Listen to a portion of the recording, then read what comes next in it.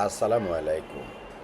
আজকে আমরা যারা দুইটাই এয়ার কন্ডিশন চালাবেন, একটা পানির মোটর চালাবেন, ইন্ডাকশান চুলা চালাবেন, তার সাথে টিভি, ফ্রিজ, লাইট, ফ্যান এই লোডগুলো চালাবেন, তাদের কত কিলোওয়াটের সেট আপ করা লাগবে, কতক্ষণ টাইম আপনি ব্যাকআপ পাবেন এবং আপনার কত টাকা খরচ হবে তার একটা আইডিয়া আমরা এখানে দিব। দেখছেন এখানে গ্রোওয়াটের 6 কিলোওয়াট অর্থাৎ 6000 ওয়াটের একটা হাইব্রিডের সোলার ইনভার্টার আমাদের ইনস্টলেশনের কাজ চলতেছে। এটার সাথে এই সেটআপটার সাথে আমরা দিছি ডাই আর্টিসানের 48 ভোল্ট 100 অ্যাম্পিয়ার অর্থাৎ 5000 ওয়াটের একটা লিথিয়াম ব্যাটারি এবং তার সাথে আমরা দিছি হচ্ছে 7000 ওয়াটের সোলার প্যানেল।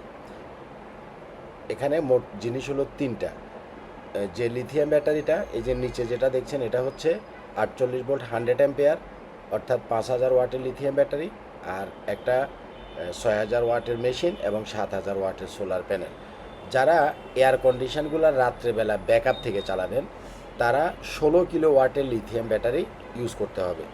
আর যারা দিনের বেলা এয়ার কন্ডিশন সোলার থেকে চললেও রাত্রের বেলাতে কারেন্ট চলে গেলে এসি চালানোর দরকার নাই, সেক্ষেত্রে এ ধরনের 5000 ওয়াটের একটা লিথিয়াম ব্যাটারি দিলে অ্যাভারেজে 1000 ওয়াট লোড দিলে এই 5000 ওয়াটের লিথিয়াম ব্যাটারি থেকে আপনি 1000 ওয়াট লোডে 5 ঘন্টা ব্যাকআপ পাবেন।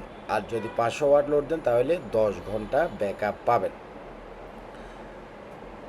দিনের বেলাতে আপনি যদি এয়ার কন্ডিশন, পানির মোটর, ইন্ডাকশান চুলা দিয়ে রান্না বান্না আপনি যত যাই কিছু করবেন, যতক্ষণ সানলাইট আছে একদম সকাল থেকে সন্ধ্যা পর্যন্ত আপনার 1 টাকাও ইলেকট্রিসিটি বিল আসবে না। এই জিনিসটা আপনারা জানেন, যারা আমাদের নিয়মিত ভিডিও দেখেন তারা মোটামুটি এটা বুঝেন। গ্রোওয়াট মেশিনগুলোতে ডাইরেক্ট সোলার থেকে ইলেকট্রিসিটি তৈরি করে ডাইরেক্ট আপনার লোডে সাপ্লাই করে, যার ফলে দিনে কারেন্ট না থাকলেও আপনার কোনো সমস্যা নাই। দিনে কারেন্ট 10 বার যাক 10 বার আসুক তাতেও আপনার কোনো সমস্যা নেই।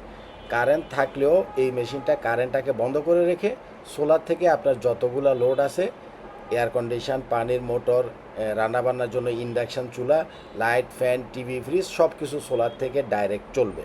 আচ্ছা, তো এখানে মূল যে বিষয়টা হচ্ছে সেটা হচ্ছে দিনে তো আপনি সোলার থেকে সব কিছু চালাইলেন, আপনার কারেন্ট থাকলেও দিনে সমস্যা নাই। টোটালি যদি সারাদিনই কারেন্ট না থাকে তাতেও আপনার কোনো সমস্যা নেই, যেহেতু আপনি সোলার থেকে বিদ্যুৎটা নিজেই তৈরি করে ব্যবহার করতে পারতেছেন। মূলত এখানে ব্যাকআপের যে বিষয়টা আসে সেটা হলো রাত্রেবেলায়। তো আমরা দিনের বেলাতে অনেকে এয়ার কন্ডিশন চালাইলেও ব্যাকআপ থেকে রাত্রেবেলায় অনেকেই এয়ার কন্ডিশনটা চালাইতে চাই না। সেক্ষেত্রে এরকম একটা 5000 ওয়াটের লিথিয়াম ব্যাটারি দিলেই আপনার এনাফ, যেহেতু আপনি এসি ব্যাকআপ থেকে রাত্রেবেলায় চালাবেন না, শুধুমাত্র লাইট ফ্যানগুলো চলবে, তাহলে 16 কিলোওয়াটের লিথিয়াম ব্যাটারির আপনার প্রয়োজন নাই। কিন্তু আপনি যদি রাত্রের বেলাতে এয়ার কন্ডিশন চালাইতে চান, একটা এয়ার কন্ডিশন বা দুইটা এয়ার কন্ডিশন, বিশেষ করে 1.5 টনের ইনভার্টার যে এয়ার কন্ডিশনগুলো আছে, 1.5 টনের এক একটা ইনভার্টার এয়ার কন্ডিশন 2200 ওয়াট করে টানে। দুইটা 1.5 টনের ইনভার্টার এয়ার কন্ডিশন যদি আপনি চালান সেক্ষেত্রে আপনার 4400 ওয়াট টানবে। তার সাথে আপনার লাইট, ফ্যান, আদার জিনিস মিলাইয়া আরও 1000 ওয়াট টানবে, অর্থাৎ অ্যাভারেজে 5000 ওয়াট এয়ার কন্ডিশন চালাইলে আপনার লোড চলবে। আর এয়ার কন্ডিশন না চালালে আপনার লাইট, ফ্যানের সর্বোচ্চ নয় 500, 700, 1000 ওয়াট লোড চলবে। যদি আপনি একটা এসি অথবা দুইটা এসি রাত্রেবেলা ব্যাকআপ চান, সেক্ষেত্রে আপনি নেবেন হচ্ছে 16 কিলোওয়াট অর্থাৎ 16000 ওয়াটের লিথিয়াম ব্যাটারি। কথা আপনি বুঝছেন কিনা? যদি আপনি একটা এয়ার কন্ডিশন অথবা দুটো এয়ার কন্ডিশন যদি রাত্রেবেলাতে ব্যাকআপ চান, সেক্ষেত্রে আপনি নেবেন 16 কিলোওয়াট অর্থাৎ 16000 ওয়াটের লিথিয়াম ব্যাটারি। কারণ এয়ার কন্ডিশনগুলো চলার জন্য এ ধরনের যদি ছোট ব্যাটারি দেন তাতে করে আপনি বেশিক্ষণ ব্যাকআপ পাবেন না। যদি 16 কিলোওয়াটের একটা ব্যাটারি নেন সেক্ষেত্রে আপনি চাইলে গ্রোওয়াটের, এটা হলো 6000 ওয়াটের মেশিন, মেশিনটাও 12 কিলোওয়াটের আপনি নিতে পারেন, বাট প্যানেল 7000 ওয়াট 8000 ওয়াট যাই দিবেন এনাফ। আচ্ছা, তাহলে 16 কিলোওয়াটের একটা ব্যাটারি মানে এটাতে 16000 ওয়াট স্টোরেজ আছে। তাহলে আপনি যদি দুইটাই এয়ার কন্ডিশন চালান সাথে কিছু লাইট ফ্যান চালান, অ্যাভারেজে আপনার লোড চলবে 5000 ওয়াট। 5000 ওয়াট লোডে 16000 ওয়াট একটা ব্যাটারি থেকে যখন ব্যাকআপ নেবেন আপনি 3 ঘন্টা ব্যাকআপ পাবেন। আর যদি এয়ার কন্ডিশন দুইটার জায়গায় একটা চালান তাহলে আপনার ব্যাকআপ টাইমটা দ্বিগুণ হয়ে যাবে, অর্থাৎ 5 থেকে 6 ঘন্টা ব্যাকআপ পাবেন 16 কিলোওয়াটের লিথিয়াম ব্যাটারি দিয়ে। এখন কথা হচ্ছে কফিল ভাই, এই সেট আপগুলো করতে খরচ কত? এখানে যে সেট আপটা দেখছেন এটা 7000 ওয়াটের প্যানেল মেশিন 6000 ওয়াটের, আর লিথিয়াম ব্যাটারি 48 ভোল্ট 100 অ্যাম্পিয়ারের 5000 ওয়াটের।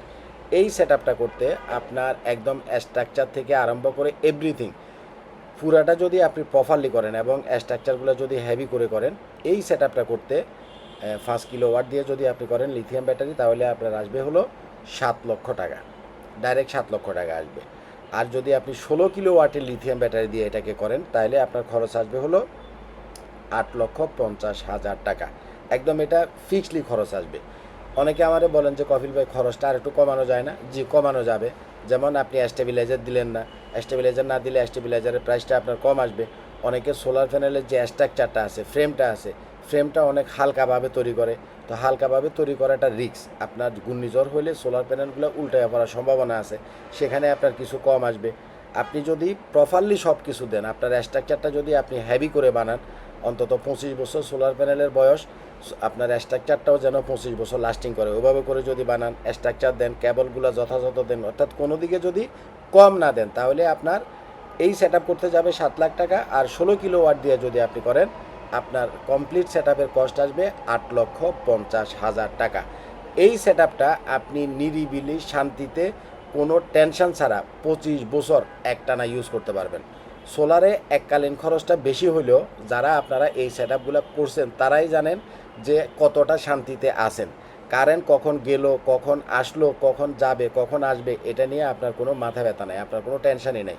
কারেন্ট থাক বা না থাক, এই সোলারটা হলো আপনার নিজস্ব একটা বিদ্যুৎ কারখানা। সুতরাং আপনি আরামে থাকবেন, প্রচণ্ড গরমেও। ভালো থাকবেন। আসসালামু আলাইকুম।